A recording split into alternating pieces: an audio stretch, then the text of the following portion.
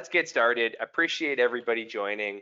I still see a couple people joining, so I'm just going to throw up a couple surveys to give us an idea of kind of what your current environment is like. Some of you we work with, some of you we are in the process of working with, so we know a bit more about your environment. But still, if you can, let us know just so that we have a sense of kind of what you're set up like. First question is asking, of course, do you currently work from home?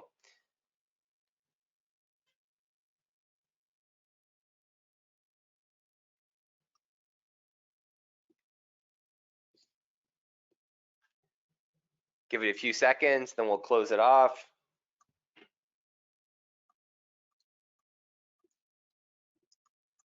Looks like a 50-50 split so far between yes and no. So interesting. Oh, now we got sometimes. Okay, this is good.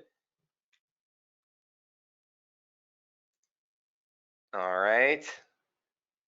And the next question before we actually dive in here is, can you guys currently access GP from home? I'm assuming those of you that work from home, the answer is yes, or you might not be able to work from home so well. But as we've discovered over the past little while, quite a few organizations can't access GP from home, as probably the reason why we've been so busy.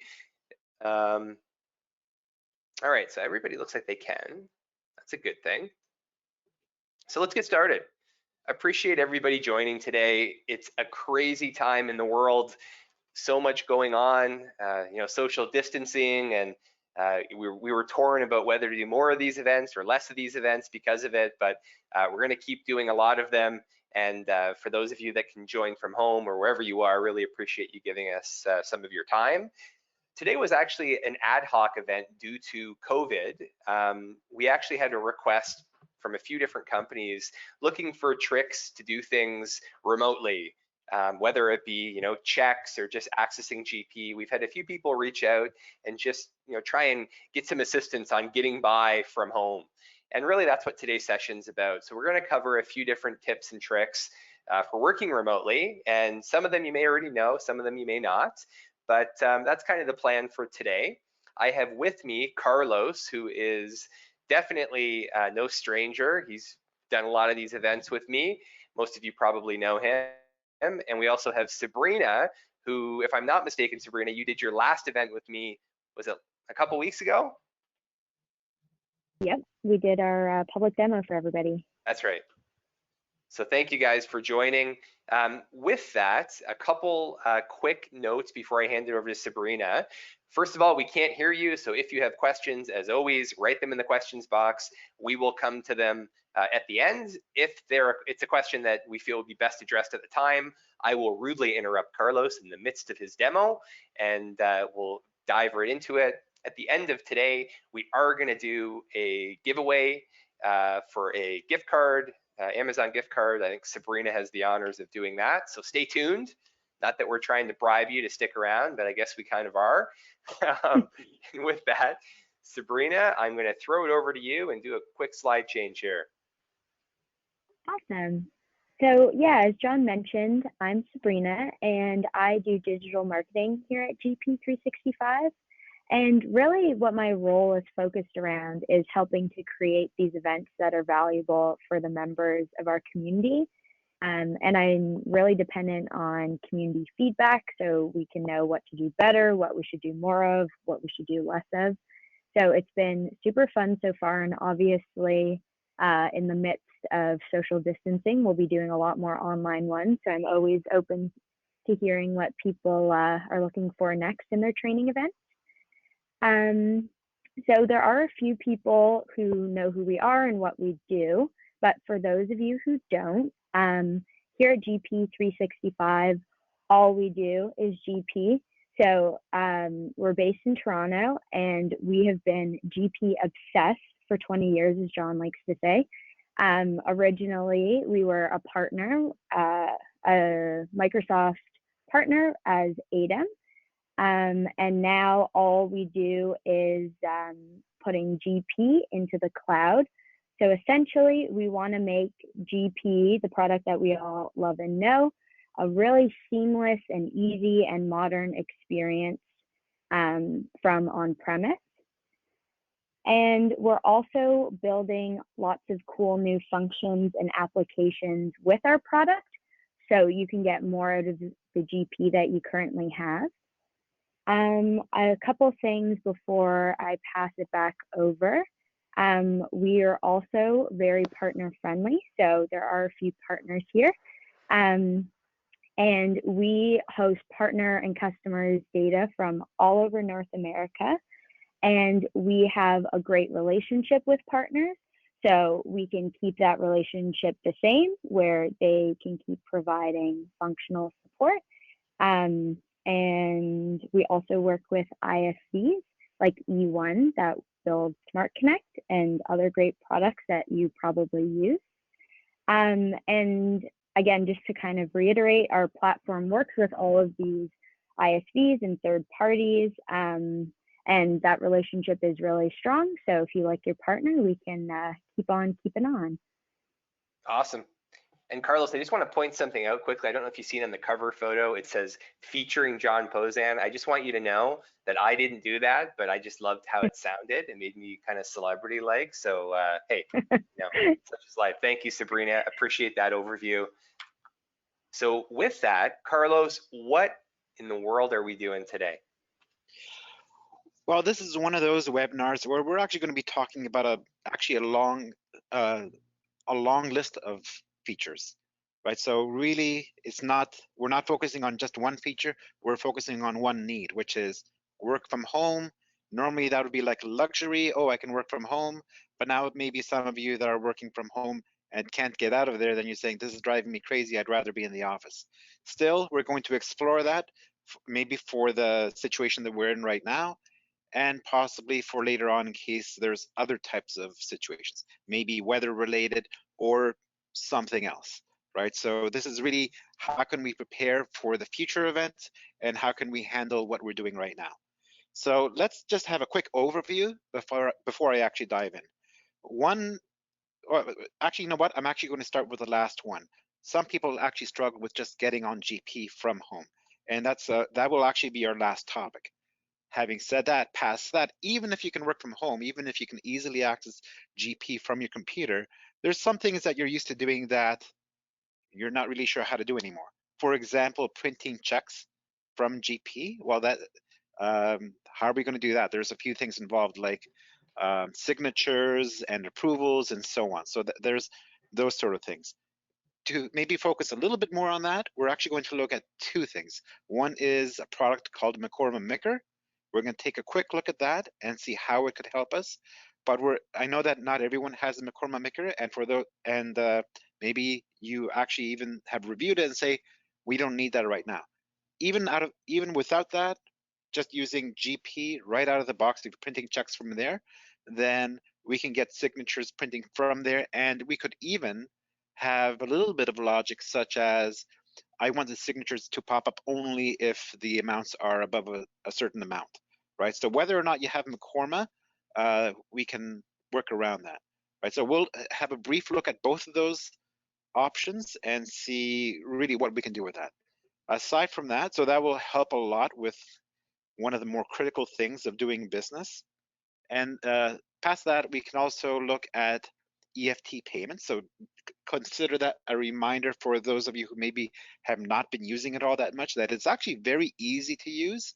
And as far as licensing goes, if you have GP, you have the licensing to do EFT payments as well.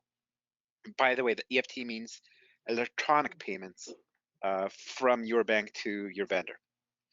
So third topic is saving posting reports, or even really any type of report, to a network directory. We'll see how we could do that. I have seen a lot of companies have very large rooms that's just for filing, right? So I have met several organizations that said we want to get away from taking a quarter of our real estate just to handle the paper. And so they have looked into saving their files, saving the reports into network directories. So not that many people do it, but I think after this event, a lot more people are going to do it. And I'll show you how a few options on how to do that. Third topic is, and for some of you may say, oh, that seems very basic, but attaching files to either transactions or other type of GP records, like for example, customer or vendor records, right? So some of you may say, well, I don't think I have that option. I'll show you how to do that. It is literally one check mark, and you'll have the ability to do that. And then, of course, the last one, which we talked about first, is how do we even access GP online, right? So there we go. It's actually several topics. You said paper, Carlos, and you actually reminded me that, believe it or not, I mean, I don't know how they got to our website, but last week, or I don't know, maybe it was this week, we had 2 or 3 people come on our chat asking where they can buy toilet paper. I kid you not. I don't know how it happened, but it happened. So when you said paper, that's what it made me think of. It's just been one of those weeks. Maybe that was Sabrina testing out the website. Yeah, I thought somebody was trolling us at first, but I'm gonna make you presenter, Carlos. Okay. Yeah, it was really strange. Yeah, you're talking sort of about, some of these features, and it's an uncertain time, right? I mean, we don't know whether it's gonna be, we're working from home for, another week or another month or another year. So I think these tricks will really help facilitate, not only the examples you gave, but also, the more immediate. We might be in this sitch for quite a while. So it's good to know. But anyhow, pass it over to you. Well, just in case someone hears this recording 6 months or a year down the road, keep in mind that this sort of thing can happen again, whether it's from another viral issue or, again, maybe weather related or something else, right? So, in some areas, you can literally be snowed out for a long time, right? Maybe not for us, maybe for a day for us, but that's 1 or 2 days. But elsewhere, that's something else. And there can be other reasons. So consider just preparing and strategizing for these sort of events, right? So that's how we'll go at it. Some of these are maybe the first thing I'll show you is how to use McCorma Maker, how to set it up. Really, I just want to, my focus here is to give you the highlights on the features, right? So you can see, hey, that's how it could work for us. That's great. McCorma is a third-party product that we can get. Again, though, some of the other things that I'll be showing you, you already have. Everyone who has GP has many of the other features. So let's get started. So actually, I have a list of the specific features I want to talk about, but keep in mind the McCorma Maker is really for printing checks. It's not, Maker, by the way, refers to that bar encoding at the bottom of the checks. But McCorma Maker has a lot of other features, such as approval features and some other things. So before we even dive into that, let's just think. You're working from home, and everyone from your office is working from home. You're trying to print checks. Now, admittedly, there's one hurdle you have to figure out right away. Where's the check printer? If it's in the office, then someone has to go there. I have already talked to an organization that had one person bring the check printer to their home. I've never heard of that before, but I guess that's just the way things are nowadays. But even then, though, there may be 2 or 3 people that are in charge of authorizing the checks and signing them and so on. And we don't want to necessarily, we want to stay away from physically having to do these sort of things. So let's start the discussion with just signatures. How are we going to handle that? So McCorma Maker does have a few features related to signatures, right? Actually, let me go up here. Okay, so first thing, by the way, is yes, there's some system level setup involved in McCorma, but I'm going to focus on just the checks and the security around it. So if we go to Tools, Setup Company, McCorma, and Signature Library, then that's where I would start if I'm thinking about setting up signatures and the security, right? So in this window, long story short, we have 2 signatures set up, one for Giovanna and one for Jessica, right? By the way, these are not, in case anyone wants to take a screenshot and start printing checks, I got these off the internet, so they're just samples. Still, these, I have clicked on the import button. I found a JPEG file on my computer and I imported into my system. So that's essentially what I've done. Okay, so these signatures are now in GP. Yeah, you know what? I'll actually show you. I went to that window. I click on import, and then on my computer, I already have these files right here. I select one of them, I open it, and admittedly, I already have it, so it's giving me that message. But you put it in here, and then it's accessible to use within GP. So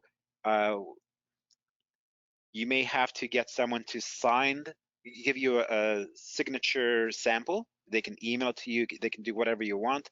Or if it's in the office, then you can do it right there. You scan it, you make a JPEG or some other sort of picture file into it, out of it rather, and then you put it in GP. So really, we're just getting ready at this stage. And that's the simple part, obviously. But here's where we have a bit of flexibility on what we can do. So again, I went to Tools, Set Up Company, McCorma, and Signature Library. If you're in an older version of McCorma and GP, then it might be in a slightly different place. But having said that, now let's get into some of the more interesting options. I'm going to go to Security Maintenance. And there's a lot of ways to set up McCorma, but I'm going to show you one of them as an example. So basically, this is where I actually set up the security. So in other words, when do the signatures print, and some other options. So I'll leave it there. Let me actually show you what's going on. I've said that we want to set passwords to printing checks by user. There's other ways of doing it, but this is my example for now. And I've also said when we print a check, we always want to have 2 signatures. Potentially, you could say, well, if it's over $10,000, maybe the treasurer's, let's say, signature does not print. They have to physically handwrite it.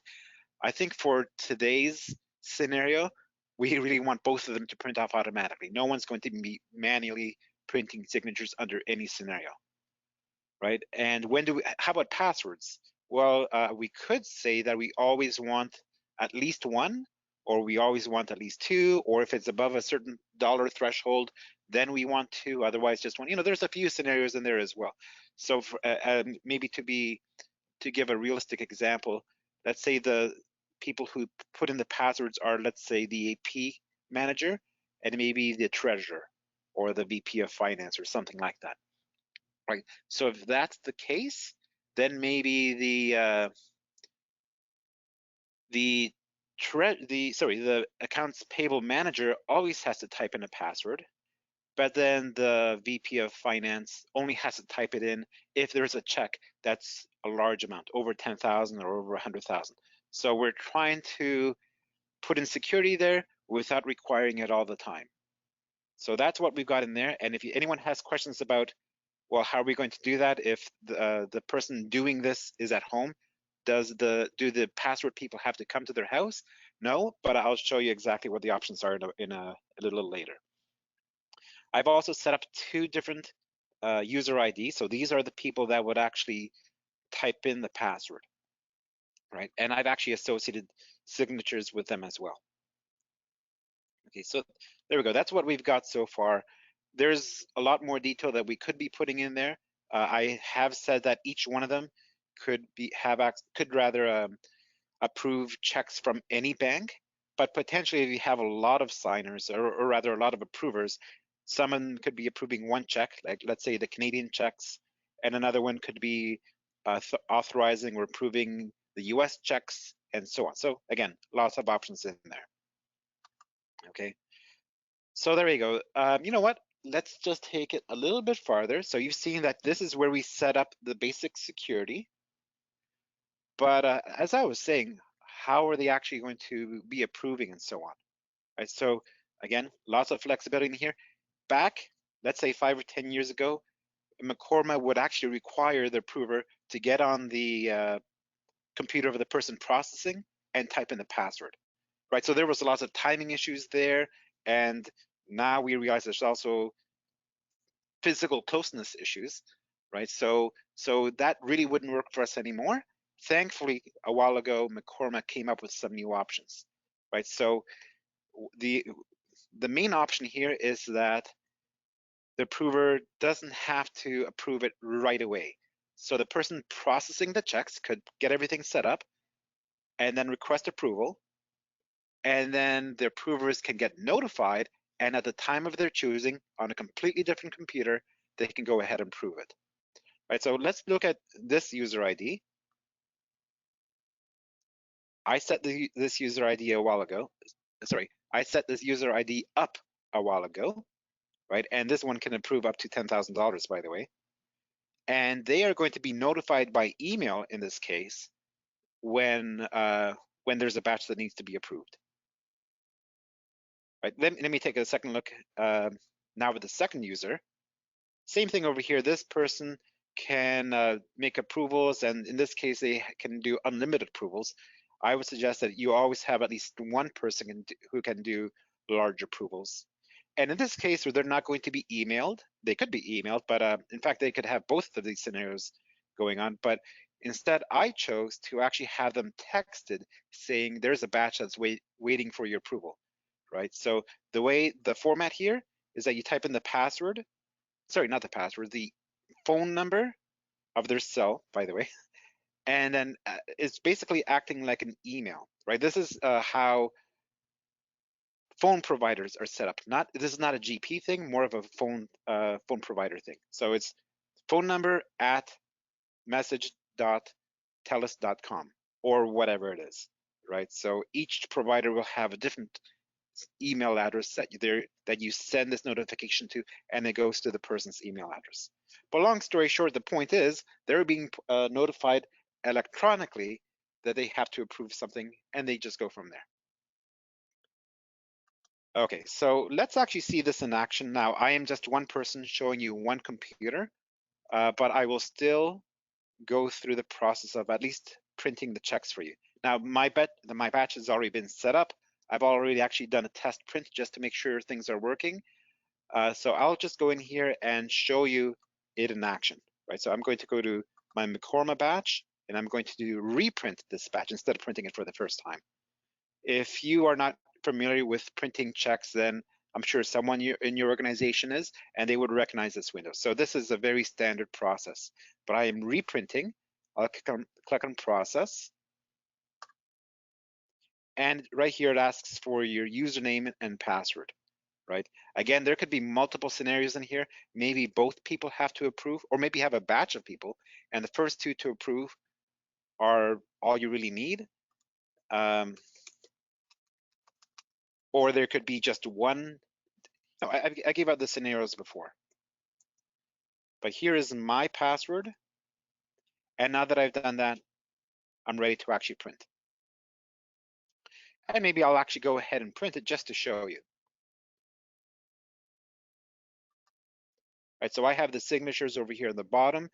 This did not come in without a password. So at least based on my setup, the password was required. I could have had multiple passwords depending on how large these checks were. And again, I'm only one person. I couldn't really show you, but I could have approved the batch through a different user ID on a different company on a different time. Like I could have been approving as the approver at midnight, right? And then the person processing would print their checks in the morning, for example. So all that is very possible. Now that's some features that I've been very used to for a long time, but I do want to point out a different way of setting up McCorma altogether, right? So this, I think, a mild twist to what we've seen, but actually sounds really high tech and really cool, right? So right now we're being notified by email or by text or whatever that the checks are ready to be approved. Nowadays, another way of doing it, by the way, that implies that you have to then log into GP and then do your approvals and everything else, right? Type in your password, in other words. Nowadays, an alternate scenario is that you can be texted or you can be emailed, I should say, and just within the email itself, you can actually approve it, right? So you don't have to log into GP at all. Just approving it by email, by clicking on the button through your email is enough, right? So that's a new feature. It's a very different setup to what I have already. I couldn't do both setups, so I chose the more common one, but just keep in mind that is possible. A really good situation for that might be if you have only so many user licenses, so in other words, so many people can log in at one time, and maybe the approver just doesn't want to do that. Maybe it's just a hassle to get in there. So they open up their email, they're approved, they're done. Perfect. So that's a Macorma set up in 2 different ways, right? Now, by the way, I showed you how to do both of them. I only vaguely mentioned the second option. If anyone has any questions for anything that I'm showing you, then maybe send us an email or give us a call, and we'll help you out with these sort of setting up these sort of options. Okay, so having said that, I know that not everyone has a Macorma Micker. It is a fantastic product. It gives you a lot of options, only some of which we showed you. And by the way, we even did a webinar on this 2 or 3 months ago. You can see it on our website. But let's assume that you don't have Micker, and whether or not you're going to get it later, you need a solution right now.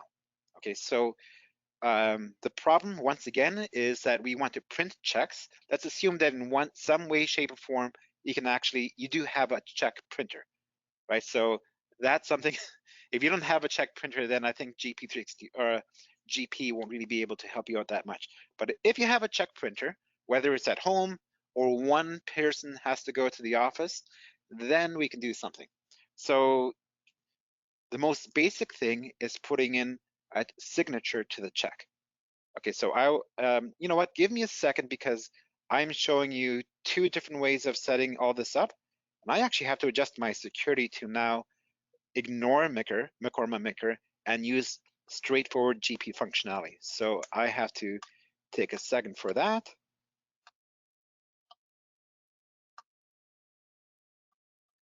Okay, so let's get it back into it.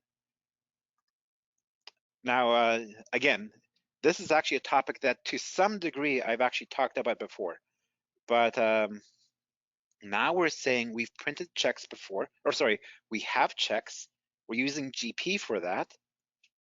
And what I want to do is get into my check and look into maybe adding in the signatures. So that's, by the way, step 1. I will show you an additional thing that you can do that is not nearly as intuitive, and not many people know is possible, right? But like I said, let's start with the very absolute basic. Just adding in a check. Sorry, adding in a signature. I think I'm going to be saying that by accident all day. So you can see my check over here. It looks a little weird in Report Writer. It doesn't really, if you try to visualize it, you might not quite get it. I will show you, by the way, how to get in there again.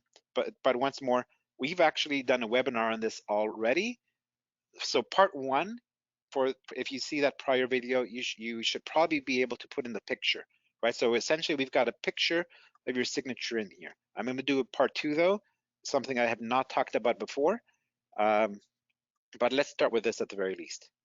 So the thing is, let's assume you don't have a signature in there at all, or maybe you have to change it in some way. How do you do that in the first place? My favorite way of doing it is to go on your computer, and I just remembered that I have a lot of files on my desktop, so I know that's not that people get distracted by that, but I'm going to open up one of my pictures, one of my signatures, I should say. Here it is. Open with. I personally like doing this with Paint, a very straightforward product. You can use something fancy like Photoshop, it doesn't really matter. But I've taken a picture, perhaps, or I've scanned the signature, I've cropped it a little bit. And now that I've done that, what I would do, my favorite way of doing it is just to select that signature in Paint, go Control C, which is copy, and then go into Report Writer and go Control V, which is paste. There you have to actually, then it would ask you for a name for that signature. You give it whatever name you want, press OK, and then it's in there. So you may say, oh, that seems straightforward. There's other ways of doing it which are not as straightforward, so I'm trying to provide you with the easiest possible solution. From there, you could just resize it right away to be whatever size you need. But my tip of the day, one of my tips of the day, is sometimes when you do that, it looks a little fuzzy and a little weird when you actually print it off. So if this is too big and you're struggling with making it look really nice when you print it out, then what I would do is I would take your picture and I would actually shrink it within Paint or within whatever program you have, right? Make it a little bit smaller, maybe 50% of the size, and then paste it in here. So in other words, don't try to resize it in here. It may or may not affect the quality of the picture. Instead, resize it in Paint or some other program and then paste it over. So anyway, that's part one. That's the more obvious solution, right? So you can have 1 or 2 signatures depending on how your check works, right? Depending, I meant to say, on how many you actually need. And maybe a lot of you have that already. Now, and I think for today's world where most of us are working from home, then that's really what you need, right? But let's say that we're back in the office and you want to have some auditing control. So for example, maybe there's two signatures, I should say, that automatically come up. But you say, you know what, our process is that if it is a really big check, then we don't want both signatures to pop up automatically, right? Maybe one person's signature, the treasurer or whoever it is, maybe they have to physically sign it to go through a manual process of approving the check. So you don't want to just whip out $1 million checks that easily. You want to actually go through a process of making sure that's okay. So how are you going to do that? We're no longer in McCormick Maker. This is just straightforward GP, right? So if you really squint at my report here, you may have noticed that, yeah, I've got this signature over here, but I actually have a weird white box right over here, right? And by the way, the process that I'm going to show you is a 4-step process. I know that since it's not the most obvious solution, it's, in my mind, it's easy because I've done it many times before and I know exactly what to do. But if you say, I didn't quite get it, then either, once again, give us a call and we'll help out, or maybe you can review the recording of this video later on, right? But let me show you what's going on here. This little white box, behind it is my signature, right? So what's going on here, and I'll try to put in the same place again, is that this white box is on top of the signature and it's essentially hiding it, right? So, and really what it's doing more specifically is it's hiding it if the dollar amount is over, I think it's $10,000 in this situation, right? So there's a field there called check total, and this will automatically be hiding it if it's a high amount, right? So, but if it's something like $50 with no big deal, in other words, then that will show up all day long. It's not necessary for, let's pretend, the CFO or someone to go through a process of signing those tiny little checks, right? So that's really what we're trying to do without going out and buying new products. In other words, getting a solution to within just a few hours or so, right? So McCormick Maker is a fantastic product, but if you need a solution now, this is probably going to help you out, right? So just copying something over was easy. Let's see what I really did with that white box. Okay, so by the way, step 1 was just copy over those signatures. I talked about that a little bit over here, but we need to have a whole webinar just on how to use this report writer tool, right?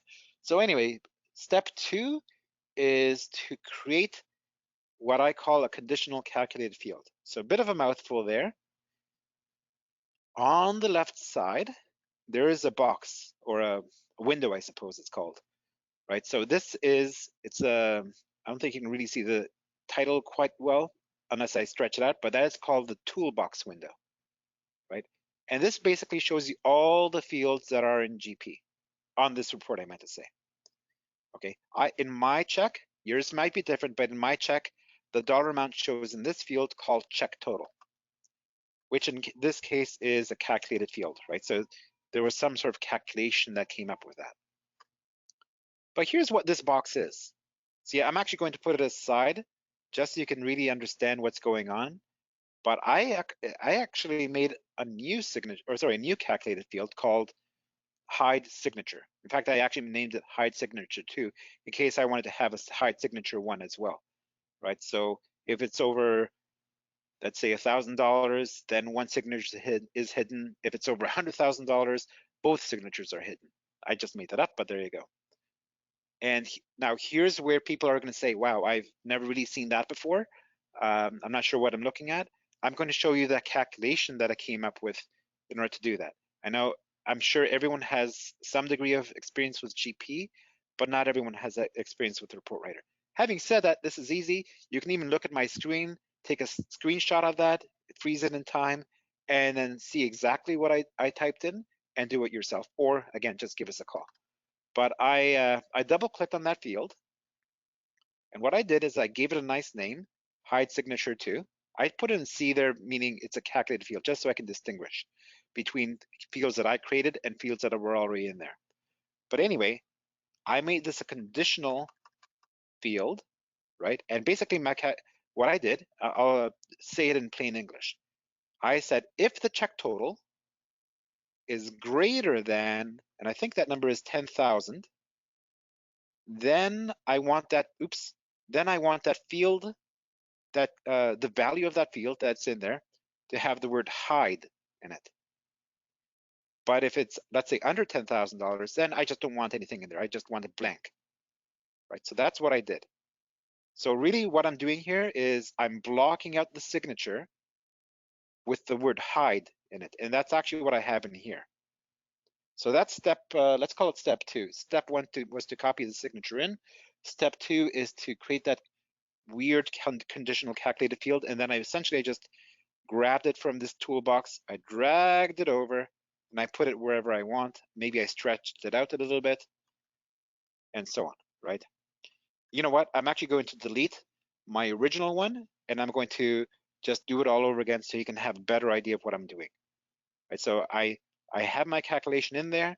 I'm going to drag it over, and I'm going to try to make it a little bit bigger. Let's see how good of a job I did. So that is on top of my signature. And you may say, okay, that's fine, but I don't want the word hide to be on my signature. I just want that signature to disappear. And that is actually what I'm doing. It's just, I'm not really done yet. So that was step, I think that was step 2. So again, right now, so far what I've done is I've blocked out the signature and I have the word hide in there if it's over $10,000. But let's see what else I can do. The reality is I don't want the word hide in there either. So I have clicked on that field and I go tools, drawing options. So drawing options is like fonts, right? So I click on that while I have this field selected and this window shows up. And basically it's giving you options to like what font do you want and the size and everything else. But my trick here is I want the font color to be white, which is, so in other words, it doesn't really print anything. White is the background and it's the font as well. So you've essentially hidden the letters, but you're still blocking the signature. So that's the important part. So there we go.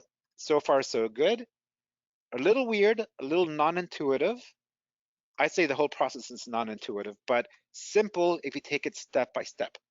One last step though, I'm going to click on that field. And in fact, I'm going to double click. And there's this window opens up, report field options. So under visibility, obviously that's always visible, but actually I want to change that to hide when empty. Okay, so, and again, there were 4 steps to this. I know that some of you are thinking, what the heck happened? So let's just backtrack a tiny bit. I am blocking the signature with a field that has the word hide in it. But the word hide is going to be in white font, so you can't really see it. So in other words, you just see blank, right? So in other words, the signature is hidden. But I don't always want it to be hidden. I want it to be hidden only when it's over $10,000. So the word hide actually only shows up if it's based on step 2, if it's over $10,000. Otherwise, there's no value in it. So I've basically told GP, if there's nothing in that field, this white field that sometimes has the word hide in it, if it's has 0 value to it, or no value, I should say, then just hide that field, make it invisible. So if it's invisible, that means we can see through it and we can see the signature. So there were 4 steps to that. And I would normally consider that very technical because it takes a while to explain. Potentially you can do this yourself because this video that you're looking at right now, or this webinar, is detailing out very carefully how to do it. But again, if it's just too much of a mind bender, give us a call, we'll help you out. But there you go. That's how to print off the checks. Let's see a very quick example of what the result is. I hope that by me changing things around and so on, I didn't accidentally delete something or forget something that I should have, but I seriously doubt it. I've already tested this multiple times today and yesterday. But I already have a check batch ready. So all I'm going to do is reprint it like I did before. So again, if you don't yourself print checks, then someone in your organization probably does. So I'll select my McCorma batch, and I'm going to select reprint it. Sorry, oops, wrong batch. It's not my McCorma batch anymore. It's my report writer batch. In other words, the program that I used. Okay, which you already have, by the way. So reprint the payments. I'm going to click on process, and let's see what the end result is. So before I press OK, I'm thinking that some of my checks should have both signatures in there, and some of my checks should have just one of my signatures. Let's see if that's the case.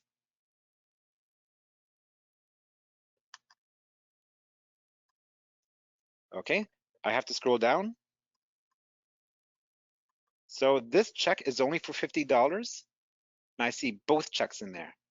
Now here's the moment of truth. This check has, the next check has $11,000, and it has one signature, right? So if this is your focus, if you want, well, first of all, if you just want the signatures to show up, easy. It's just a copy and paste from something like Paint. And if you want a little bit of logic to it, then what I showed you just now is one way to do it. Now, I think this is great. It really makes life a little bit better in terms of auditing controls and so on. You may have a little bit of control over what checks have signatures to them. And I think that's, to be honest, as far as we can take checks printing from GP without McCorma Maker.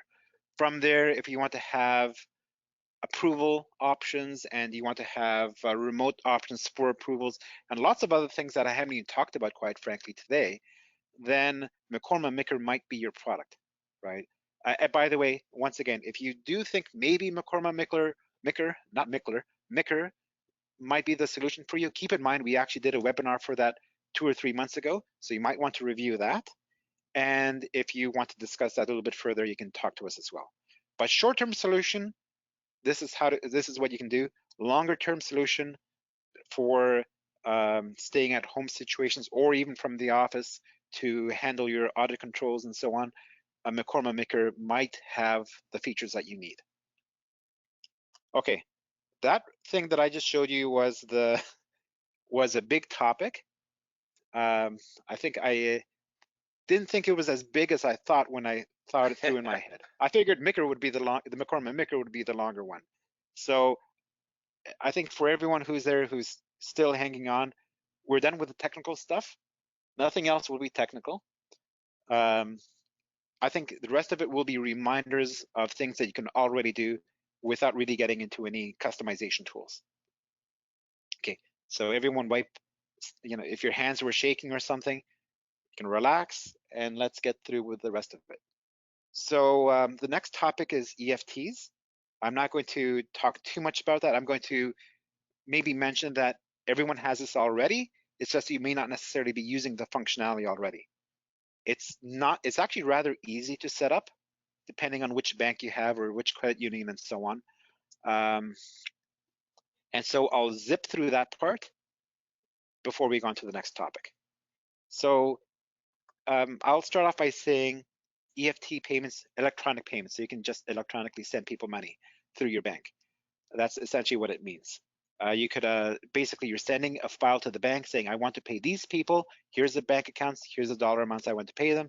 And that's basically it. Okay, so anyway, let's go to, I guess what the other part to that was, it's actually rather easy to set it up.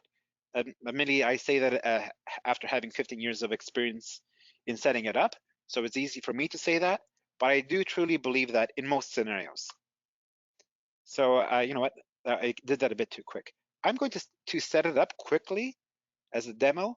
I'm going to go to cards, and financial and EFT file format. By the way, I've been accused of using old methods of accessing the windows. So you go to the financial page, you go to the card section, and there's something in there called EFT file format. Same thing that I was going towards before. But here's the window, and the purpose of this window is to tell GP, here's exactly what the bank wants field by field by field. I have done that before, and it can take a long time to set up, but nowadays it's a lot easier. So we are in Canada, but whether you're in Canada or the US, there's a lot of defaults in there already for you. One of the banks that we have over here is RBC. And instead of carefully defining each field one at a time, I can actually click on this drop-down box over here and say, I am using RBC. And that's all there is to at least this step, right? So you can see, based on that, GP knows exactly what RBC wants, RBC being the bank, right? And it has a variety of banks in Canada and the US. So in Canada, we've defined it very specifically. So there's RBC, TD, and some of the other ones over there. And in the US, I know there's hundreds of banks out there. So they tend to use similar file formats, right? Not always, but usually. So if GP recognizes the file format that your bank wants, it can be as easy as what I already showed you. If not, then like you might have understood, we have to carefully define fields one at a time. But nowadays, I find it a very, very easy thing to do. So there we go. I clicked on save, and now GP knows what the file should look like. Next step is to go to under cards and the window called checkbook. Right, so basically you select your checkbook, in other words, your bank account. You go to the bottom right to EFT Bank. And basically you're telling it information that your bank wants, right? Not all banks want the same information, but at the most basic level, almost all banks want the transit routing number and the bank account number. And from there, it varies a little bit, but other common fields are the name of your corporation and the company ID and some other things in there as well. Okay, so all you have to do is maybe you might have to call up your bank to say, what's my company ID number? And then they tell you. After that, really, you just type it in, and that's all there really is to it. You also go to payables options, and I think for me, I think the important part is deciding where the files should be saved. And I usually put them in a network drive. But that's basically it. That's all that's really involved in setting up EFTs for payables. Okay. From there, again, I'm being a bit quick about it because we have several topics, although we are near the end. From there, there's two things left. One, that was, by the way, was a one-time setup. For each checkbook, you set it up once and then you forget about it. But after that, each time one of your vendors says, I would like to be paid electronically, then you actually have to set up that vendor. Right? So under vendor address, right? Then we select your vendor. I believe I set up this one over here at the top. So a travel company and which address you have. Usually I personally only have one address in my vendors. Oh, I guess we actually have more than one here. But either way, and then under the EFT button, okay, I guess this was not the vendor that I had in mind before. Doesn't really matter though. So I have my vendor and I selected the address ID that I'm using.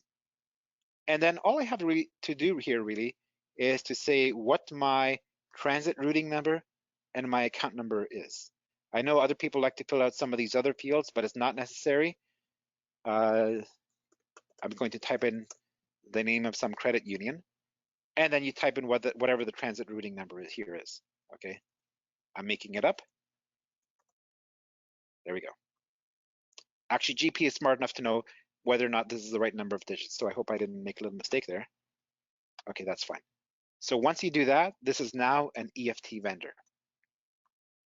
And from there, all we really have to do is process the payments almost exactly the same way as we used to for checks, right?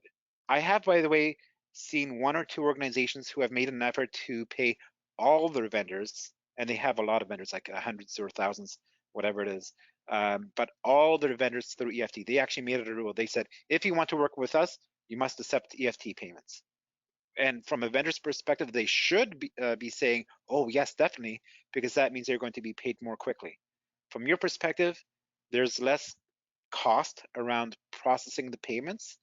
And worst case scenario, you can do it from home if you really needed to. Okay, but maybe I'll just quickly finish this part up.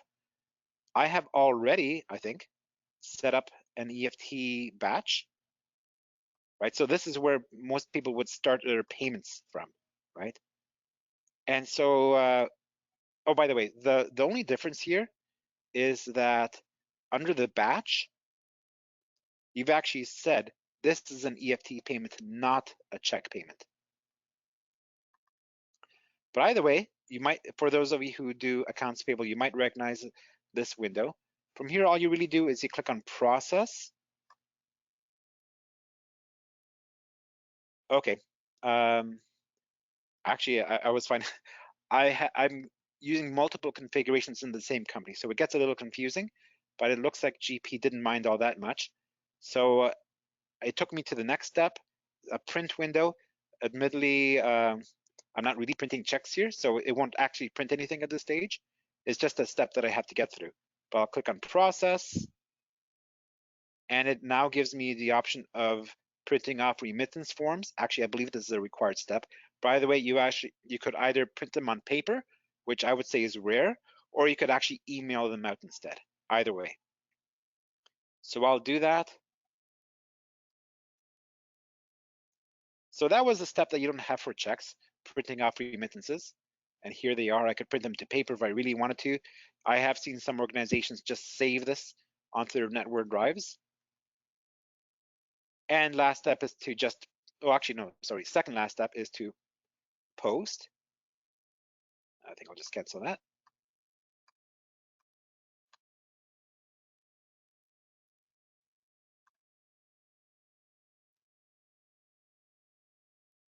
Okay, I believe it finished processing. So that was almost exactly the same way you print checks. The only difference, I would say, the main difference, I should say, is that the very last step should be you are creating an EFT file to send to the bank. All right, so I clicked on an option under transactions called generate EFT file. And oh shoot, I don't remember which bank it was, which checkbook. I'm going to say it was this one. Good guess. Okay, so I've got a check batch in there. I check mark whatever I need to, and I then click on generate EFT files. From there, essentially it's going to create a file under some network directory, and I send that to the bank. Some banks want it sent by email, some banks want it sent as an upload through their website, some want an FTP transfer, whatever.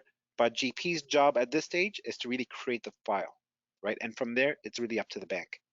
But I'll just go ahead and click on generate EFT file. And it says it has created that file under this directory.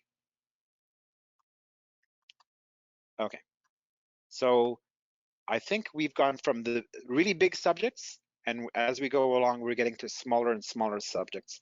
So they're not quite as overwhelming. I think the next two are going to be nice and straightforward and short. Okay, so another problem people have when they're trying to work from home, or any situation really, is they print off a lot of paper, right? So they have, every time they post a batch, they've got reports coming out. And for one thing, by the way, if you don't need that report, if it offers you no value, then I would actually look into turning that report off. That is a possibility. A lot of people forget that that's an option. But normally, like I was saying, people print it off. I've seen some companies take over a bank, so they move into an old branch, and they actually use the bank safe as their place to store all their documents, and they really fill it up. So again, if you want to reduce how much paper you're printing, there's a cost to that, by the way, in multiple ways. Then I would consider saving that into to a network directory instead. Just make sure that, by the way, that network directory is backed up. So it's not just if the hard drive fails, then those reports go away. Make sure that's being backed up. But anyway, I'll show you one way of doing this. every time you every time you post a batch, then what GP is really doing is it's looking at a window to see how things have been posted. So I'll go ahead and show you where that is. So under Tools, Setup, Posting, and Posting. Tool, Setup, Posting, Posting. Okay.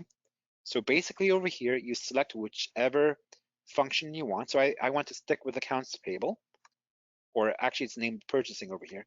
And I think I want to do things like invoices and credits and everything else. So payables transactions is what it's actually called. So here's the window that shows you all those options. At the bottom half, it actually shows you which reports are actually printing off.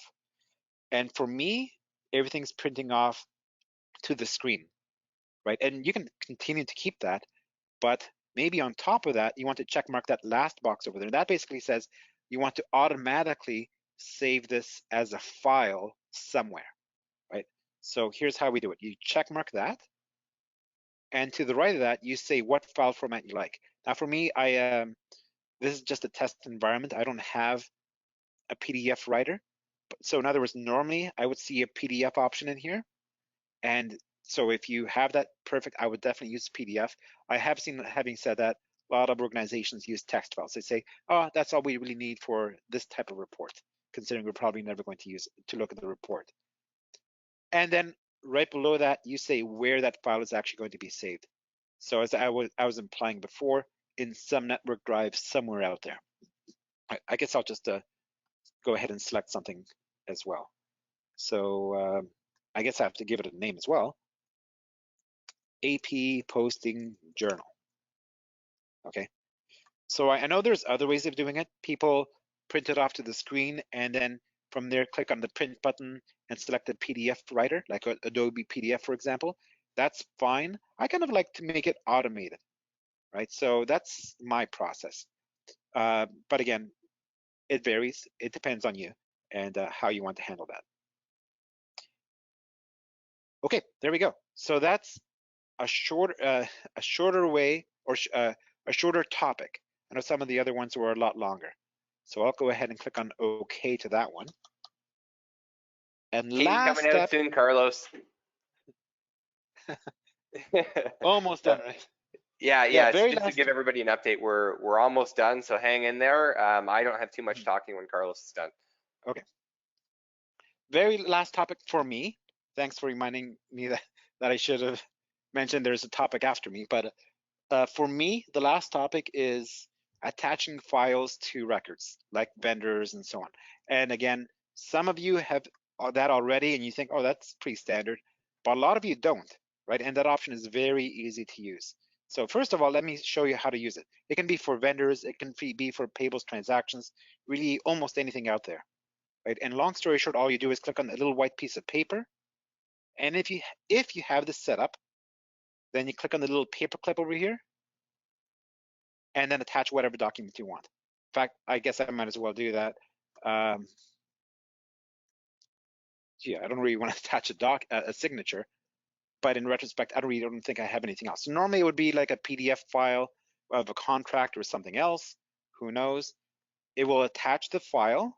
It will tell you when it was saved and also who saved it. So I'm logged in as the essay at the moment. Okay, so that's basically how that feature is used. And if you say, hold on, when I click on that, I don't see a paperclip, that just means you have not been set up. And it is very easy, literally a one click to get you set up. Okay, so you go to Tools, Setup, Company, and Document Attach Setup. So you go over there. And over here, you make sure that Allow Document Attachments is checkmarked. And if it is, then you can attach. If it isn't, looks like you can't normally. Okay, so that's how I would do it. Very nice and straightforward. Okay, there you go. So that's for me 4 or 5 topics on how to make life a little bit easier if you're working from home, or quite frankly, in some situations, even when you're in the office. Reduce paper, or figure out how to handle checks better, and so on.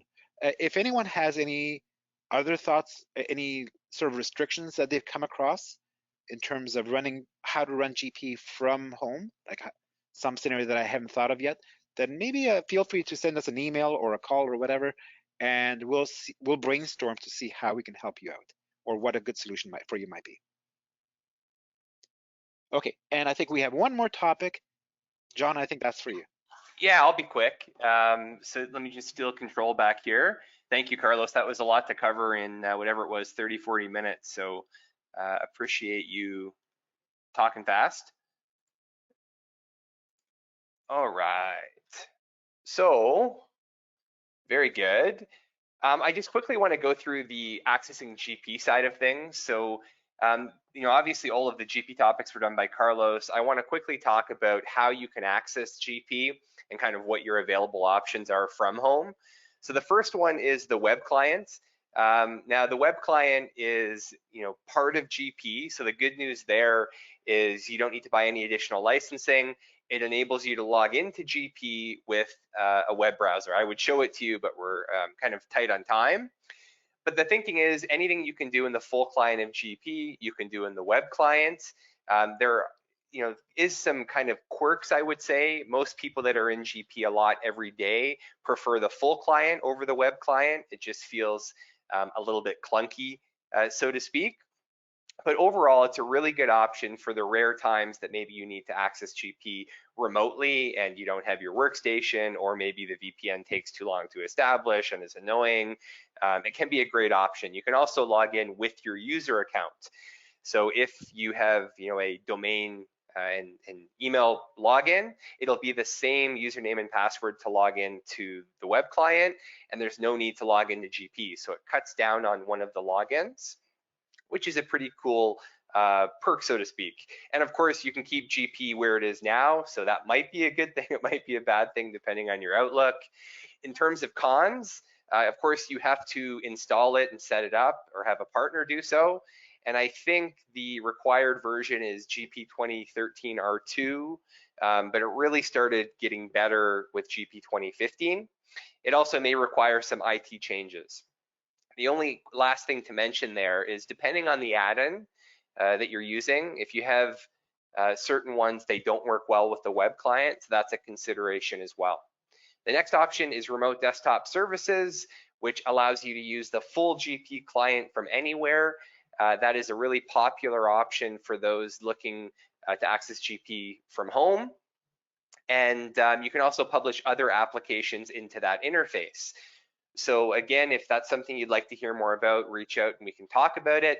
The cons is that you need to buy remote desktop services licensing, and then you have to have your IT team or your provider install and set that up, or somebody like us.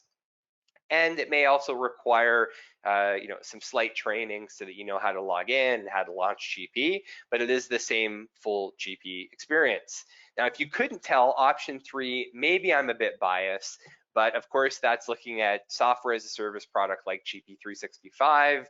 It enables you to access GP from absolutely anywhere, and it gives you an all-inclusive price for GP. So you don't have to worry about anything besides paying that monthly fee. All of your upgrades are free. Migration, there's lots of great apps that we're releasing over the next short while, which I don't have the time to talk about. But there is a con, which is that you have to pay monthly. So if you're in a situation where you have GP 2013, gosh, I hope you don't, but if you are and you haven't touched it in a lot of years, you probably haven't paid a whole lot on that side. If you look at a GP 365-like solution, it is going to be way better, but it's going to cost more, usually anyhow, unless something goes wrong and you have to fix it in your old environment. But either way, so those are your 3 options.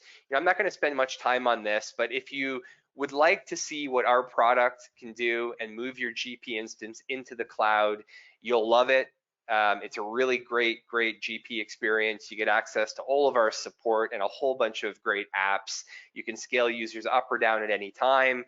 And a really cool ability is the different packages that we have available. So if you're just using GP Core, you're not using Management Report or anything like that, you can actually get away with the cheapest license, the Essentials license, for $75 a month.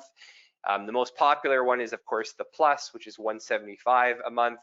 and it enables you to access every part of GP. All your integrations and add-ons are supported, and so on. And of course, the dedicated offering is for our really large user groups.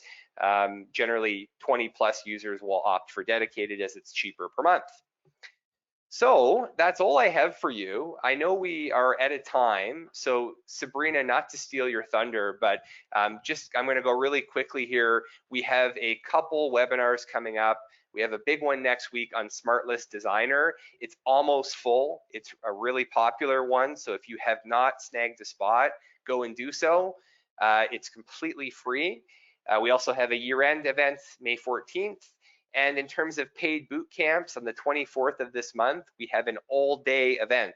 So at the end of that boot camp, you are going to be an absolute guru. And it's on supply chain. If you'd like a look at the agenda, email me and I'll send it to you. It has a cost of $600 US for the day. If you're a GP365 customer, it's only $300. So feel free to reach out, and there's another boot camp happening in May. I just wanted to thank you all for joining. I'm sorry we ran a little bit long. And Sabrina, if you don't mind, could you quickly do our giveaway here, and then we'll give everybody the rest of their time back? Absolutely. So just as a small little thank you for your time and your ears today, we are giving away $50 Amazon gift card to Cassie B. So we will be in contact after the webinar to give you your prize. Thank you everyone for joining. We really appreciated your time. Thanks guys. Thanks Carlos. Thanks Sabrina. Have a great day.